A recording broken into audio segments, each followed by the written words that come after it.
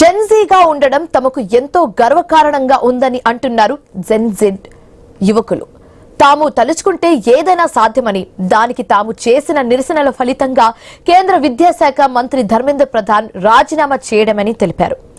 Gen Z ఉద్యమం కారణంగానే నేపాల్లో ప్రభుత్వం మారిపోయిందని, జెన్జీ అంటే కేవలం ఉద్యమాలు, నిరసనలు మాత్రమే కాదని చెబుతున్నారు.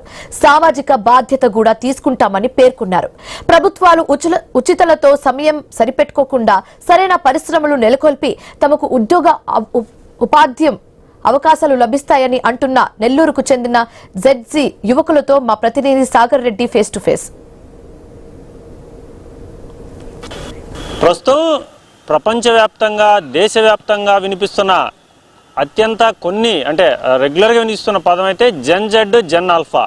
అంటే జెన్జెడ్, జెన్ ఆల్ఫా పదాలు ఈ మధ్య వెలుగులోకి వచ్చే ప్రపంచవ్యాప్తంగా. వాటికి ప్రధాన కారణాలు కూడా జెన్జెడ్ చేసిన ఉద్యమంతోనే నేపాల్లో ప్రభుత్వం కూలిపోయింది, కొత్త నూతన ప్రభుత్వం వచ్చింది. అలాగే ఇటు బంగ్లాదేశ్లో కావచ్చు, శ్రీలంకలో కావచ్చు, యువతే ప్రధానంగా ప్రొటెస్టులు. అంటే వారికి సంబంధించిన హక్కులు కావచ్చు, లేదంటే వారికి సంబంధించిన విషయాలు కావచ్చు, వారికి సంబంధించిన కెరీర్ కావచ్చు మలుచుకోవాలంటే ప్రొటెస్టులు అంటే నిరసనలతోనే ఇది సాధ్యమవుతుందని చెప్పి కొంత ఇండికేషన్ వచ్చిన నేపథ్యంలో భారతదేశంలో కూడా ఈ జెన్జెడ్ సెగ తగిలిందని చెప్పవచ్చు. ప్రధానంగా నీట్ పరీక్షకు సంబంధించి లీకేజ్ విషయంలో పెద్ద ఎత్తున ఉద్యమం జరిగింది. ఉద్యమం అది ఏ తారాస్థాయికి వెళ్ళిన తర్వాత ఏకంగా కేంద్ర ప్రభుత్వానికి సంబంధించిన విద్యాశాఖ మంత్రి ధర్మేంద్ర కూడా రాజీనామా చేయవలసి వచ్చింది. అంటే కేవలం జెన్జెడ్ ఉద్యమం అనేది చాలా తక్కువ అని చేశారు. ఎప్పుడైతే ఈ ఉద్యమం తీవ్ర రూపం దాల్చిందో విద్యాశాఖ మంత్రి రాజీనామా చేయవలసింది. ఏకంగా ప్రభుత్వాలు కూలిపోతాయి, లేదంటే ప్రభుత్వాలు నిలబెట్టాలని కూడా యువత, ఓటర్ అనే వాళ్ళు గతంలో, ప్రస్తుతం అయితే ఖచ్చితంగా జెన్జెడ్ అంటే యువత ఏదైతే ఈ జెన్జెడ్, జెన్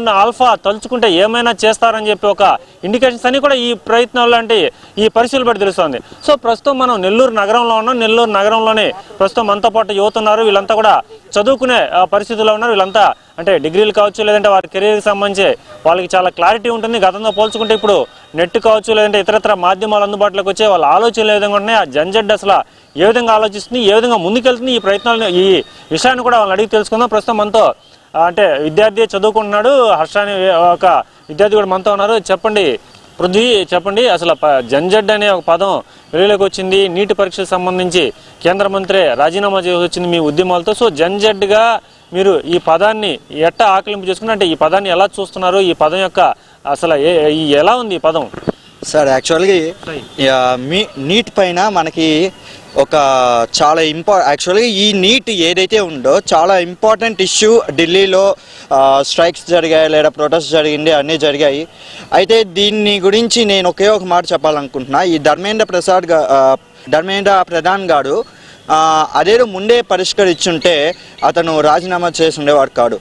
ఇక్కడ ఈ యొక్క పర్టికులర్ ఇష్యూలో మనకి ఏంటంటే మనకి ఒక ఓవర్ ఇది అయిపోయింది. అదేదో దీని మీద లీక్స్ కానీ లేకుంటే ఇటువంటివి అన్నిసార్లు కాకుండా ఉంటే ప్రతిదీ కూడా ఒక సామాన్యంగా ప్రతి ఒక యాక్చువల్గా ఓవరాల్ ఇండియాలో మనకి ఎన్నిసార్లు లీకేజ్ అయ్యింది ఈ యొక్క ఇండియా వైడ్గా. అదేదో ఏపీలో మనకి నీట్ అనేది ఒక వేరియస్ టైప్స్లో ఎగ్జామ్ ప్యాటర్న్ కానీ లేకుంటే ఇది కానీ కాకుండా ఉంటే మనకి హ్యాపీగా ఎగ్జామ్ రాసుకునేవాళ్ళు పిల్లలు. కానీ ఇటువంటి పరిస్థితుల్లో ఉండేది, ఇటువంటివి జరిగినందుకు నాకు చాలా బాధాకరంగా ఉంది. మరియు నేను సర్వోదయ కాలేజ్ తరపున నేను డిగ్రీ ఫైనల్ ఇయర్ BA చదువుతున్నాను. ఇటువంటి వాటిని నేను తీవ్రంగా ఖండిస్తూ ఇటువంటి దృశ్యాలని నేను చూసినందుకు చాలా బాధపడుతున్నాను. జెన్జెడ్గా మీరు డిగ్రీ చదువుతున్నా అని చెప్తున్నారు. డిగ్రీలో ఏ గ్రూపు, అంటే ఫ్యూచర్లో మీ కెరీర్ని ఏ విధంగా ముందుకు తీసుకెళ్లాలనుకుంటున్నారు? గతంతో పోల్చుకుంటే ఇప్పుడు మీకు మెరుగైన అవకాశాలు ఉన్నాయి. జెన్జెడ్గా మీ ఆలోచనలు ఏ విధంగా ఉన్నాయి? జెన్జెడ్గా నా యొక్క ఆలోచనలు కానీ ఏదన్నా కానీ నేను యాక్చువల్గా ఫైనల్ ఇయర్ అయిపోయిన తర్వాత యాజ్ ఏ లా స్టూడెంట్గా నేను చదివి ప్రజలకి న్యాయం చేయాలని కోరుతున్నాను. న్యాయం చేస్తాను కూడా. ఇటువంటి వాటిల్లో మేము ఎక్కడ దాకన్నా వెళ్తాం. హైకోర్టు కానీ లేదా సుప్రీంకోర్టు కానీ వీటి మీద పిల్స్ వేస్తాము, లేకుంటే హైకోర్టులో కేసులు వేసి వాదిస్తాము. యాక్చువల్గా నేను ఇటువంటి వాటి మీద ముందే మేము లెటర్ పెట్టడం జరిగింది, పోస్ట్ చేసి యూట్యూబ్లో కానీ ఇటువంటి వాటి మీద ఇది ఖండిస్తున్నది. ఇటువంటి వాటిని ఖండించి తీవ్రంగా హైకోర్టు కానీ సుప్రీంకోర్టు కానీ తీవ్రంగా తీసుకోవాలని మేమన్నాం. అట్లానే సుప్రీంకోర్టులో ఇటువంటి వాటిలో గురించి కూడా రెస్పాన్స్ అయితే వచ్చింది. కానీ ఇటువంటి రెస్పాన్స్ కూడా మేము ఎట్లా అంటే అసలు ఇంత బాగా రెస్పాన్స్ ఇచ్చింది.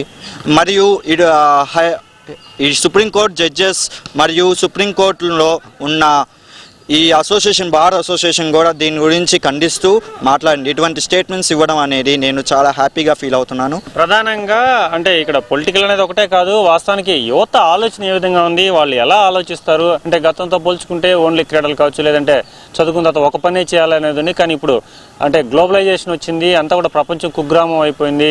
యువతగా మీరు ఎలాంటి కెరీర్లో స్థిరపడాలనుకుంటున్నారు, జంజీగా మీ ఆలోచనలు ఏ విధంగా ఉంటున్నాయి అంటే చెప్పు సాయి. మన ఏపీకి ఇంకా మంచి పరిశ్రమలు వచ్చి ఇంకా ఉన్న రాబోయే జనరేషన్కి ఇంకా మంచి ఉద్యోగాలు కల్పించాలని చెప్పి. జన్జడ్ తలుచుకుంటే ఏకంగా కేంద్ర మంత్రిని దించేశాము, ప్రభుత్వాలనే కూల్చేశాము, జన్జడ్గా ఉండడం తాము ఎంతో గర్వంగా ఫీల్ అవుతున్నామని ప్రధానంగా కూడా జన్జడ్ కేవలం తమ హక్కుల కోసమే కాకుండా రెస్పాన్సిబిలిటీస్ కూడా తీసుకుంటాము, ఖచ్చితంగా మాకు మంచి భవిష్యత్తు ఉండాలంటే మంచి పరిశ్రమలు ఉండాలి, తాము ఏదైతే గ్లోబలైజేషన్ పెరిగింది కాబట్టి జన్జడ్ ఆలోచనలకి వాటికి అనుగుణంగా కూడా ఇటు ప్రభుత్వాలన్నీ కూడా స్పందించాలి, తమకు ఉపాధి కావచ్చు, ఉద్యోగ అవకాశాలు కల్పించాలని చెప్పి నెల్లూరులోని జన్జడ్కి సంబంధించిన యువత కోరుకున్న పరిస్థితి చూస్తాను. ఇది జన్జడ్ యొక్క ఆలోచనలు లేకుంటే వారి విధానాలు ఇవన్నీ కూడా తాజా పరిస్థితి. కెమెరామెన్ హుసేన్తో సాగర్ రెడ్డి, ఐ న్యూస్, నెల్లూరు.